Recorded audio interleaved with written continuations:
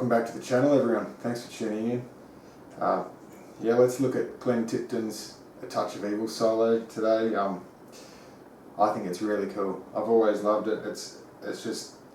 It captures everything that I think an awesome electric guitar solo should have. I just love the way he's phrasing and the way he writes his solos, and they're really unpredictable and melodic at the same time, but yeah, everything really big vibratos, very soulful but shredder at the same time, so I just love that. So we'll just get started. The tuning here is just standard tuning, E, A, D, G, B, E, but he starts off the solo on the natural harmonic on the 5th fret with the D, G and B strings, and just when you return, you don't return all the way, you sort of return about 70% and then start into the 7th fret on the A string on the E there. So this whole first section, it's all in E.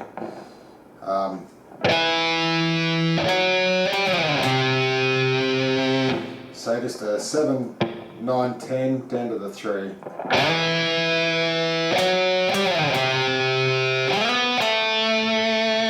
And then on the D string up to the 9th and 7th.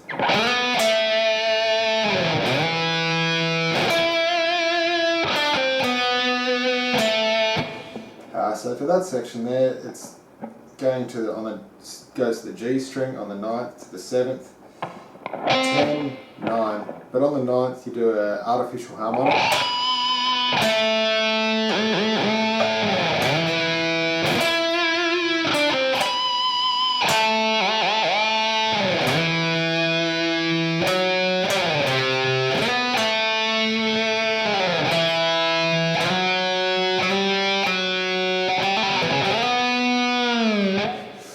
Righto, so for that part there, the slide up, that's actually like a legato lick. That's a hammer-on pull-off on the 4, 5, 7, but as well as you do like a bit of a hammer-on on the 7th on the A string.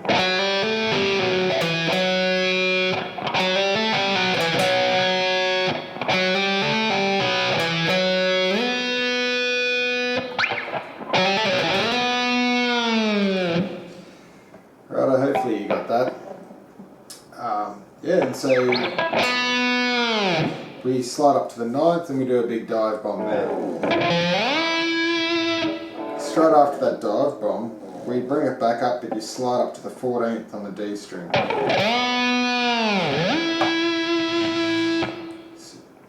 Straight into a large vibrato on the 17th on the B string.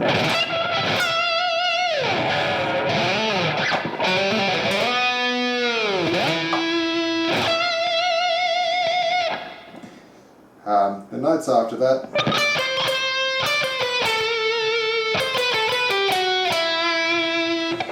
right, so that's just using the 15, 17, 16, 14, as well as the 17 on the D, 16 and 14 as well.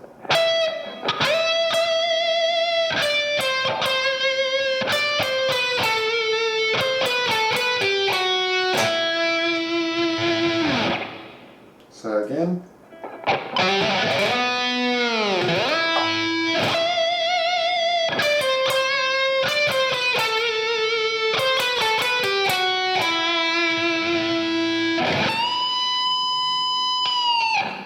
Righto, so that gets us into the next phrase there, where it's on the album there. It's a really cool part. I love this section. It's really emotional, but I don't think he quite hits the large bend.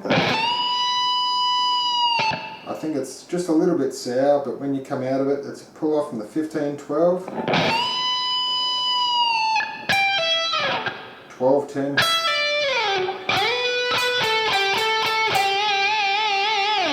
So it's 12, 14, 12, and a nice vibrato, which gets into the next part of the song.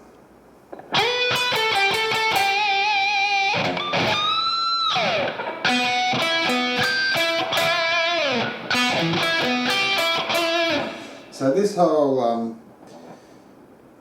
part here, it's in the E minor shape. It's using those exact shapings, but it starts off with an open B.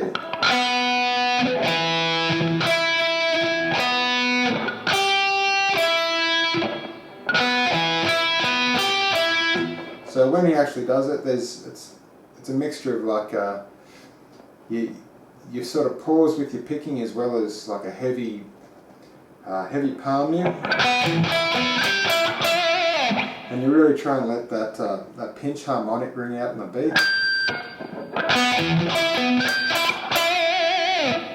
And that goes into the next phrase, which is starts again with the open B, and then into the 10th on the A, 12th on the E, up to the 11th on the B.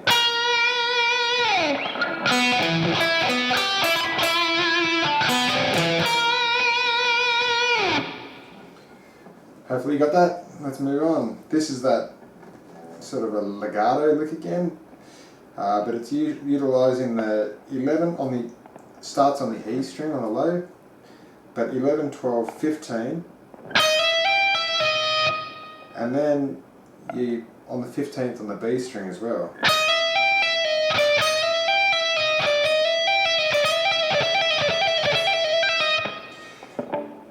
So that's done 5 times, but the picking I'm doing here is just so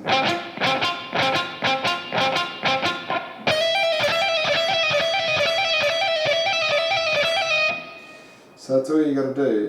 So it's 5 times, but on the 5th time you don't actually hit the B. It's just and then it goes into the next lick, which is hammer and pull off on the B string on the 11th to 12th, but instead of going to the 15th on the G string, you're going down to the 14th. It's the same sort of shape, same.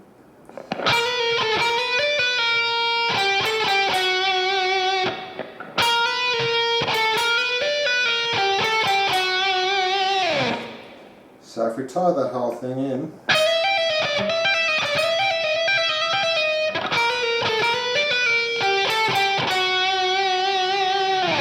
so again really slow.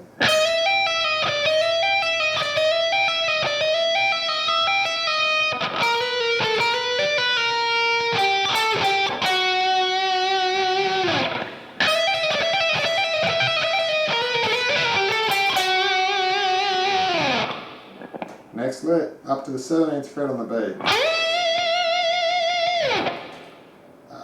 Just a good vibrato. Then the 14th, 15th and 13th on the B.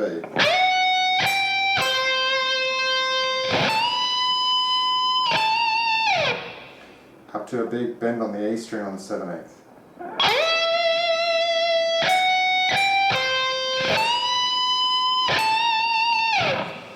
Alright, the next part here, it's a like a sweep picking pattern that they commonly use, and it starts just after the beat. It's a strange timing to come in, but so it's using the 12, 14, 14, 12, 16, 14, 12, 12, 12, 15.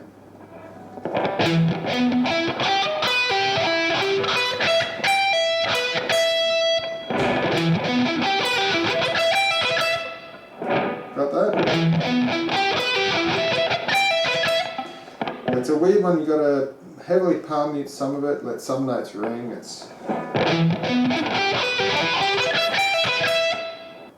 And that leads into the next part, which is a 19-15 pull off, but you slide up to it. And this again, it's a sweep picking pattern, saying. So I'll just run through the notes. 19, 15, 17, 16, 17, 19, 14.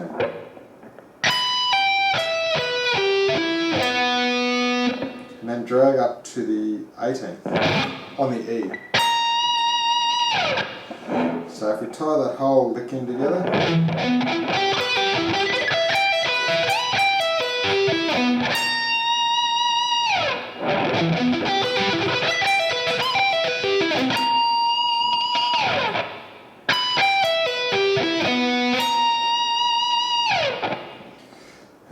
just about finished.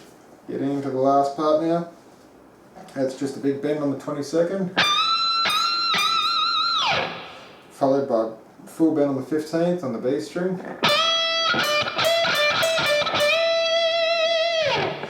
So that's a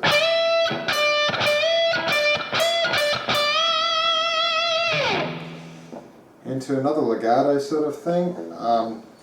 That same picking technique, but it's on the 12th, 14th, 15th, and the 15th on the B string.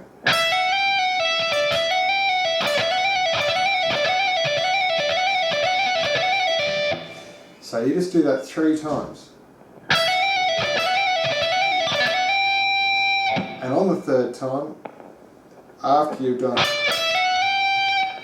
you reach over and you tap the E on the 19th fret. So if we do this whole lick slowly,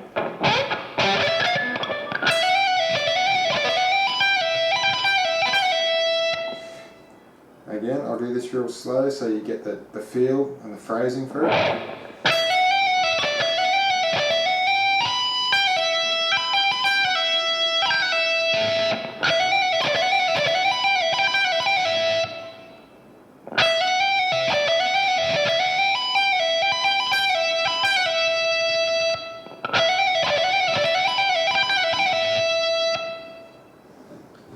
Hopefully that makes sense. I'll try. Problem is, if I try and do it slow, I think that I miss the feel of it.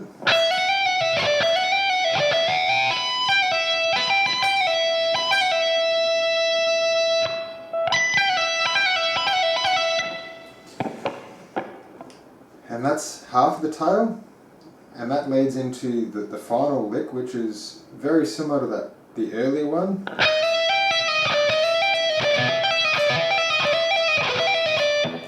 Except you only do this once. That lick is just once. After that, it's just 2 more.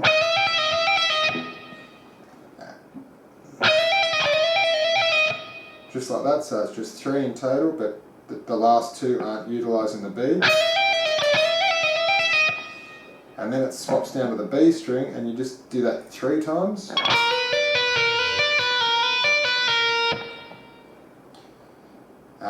After the 3rd time, go down to the G, and it's a 14, 12, 11, just a pull off, and finish on the 14th on the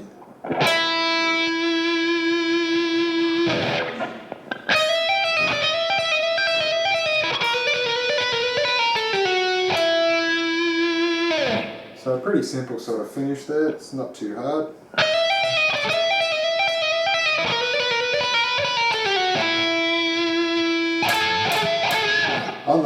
On the album, that's a pinch harmonic.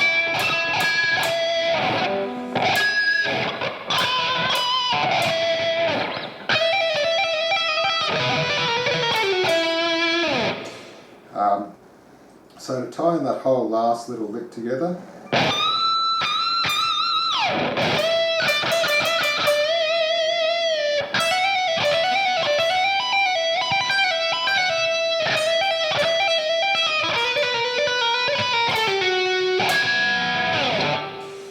righto, so I'll just play through this whole thing nice and slow, so hopefully I play it clean.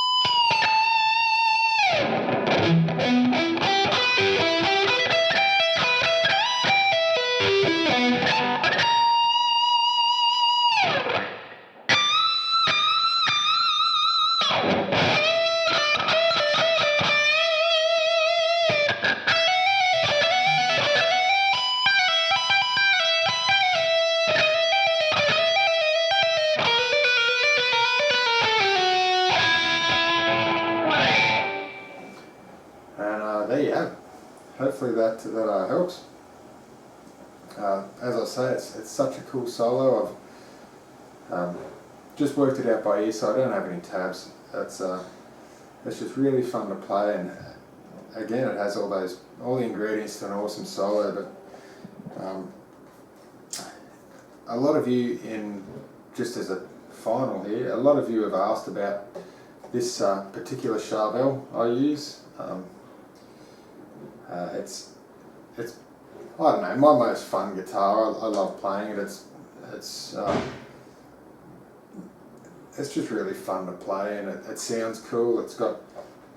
I use 10 to 52 gauge strings on it, so they're fairly meaty.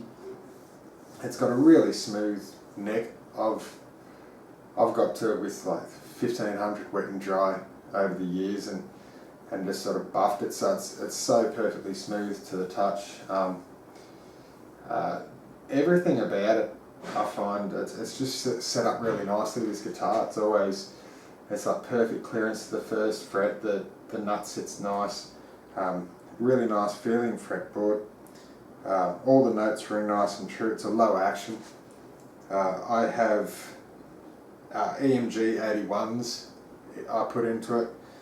I just like the sound of EMGs. They, some things they suit better than others, but in general, I just love the sound of them.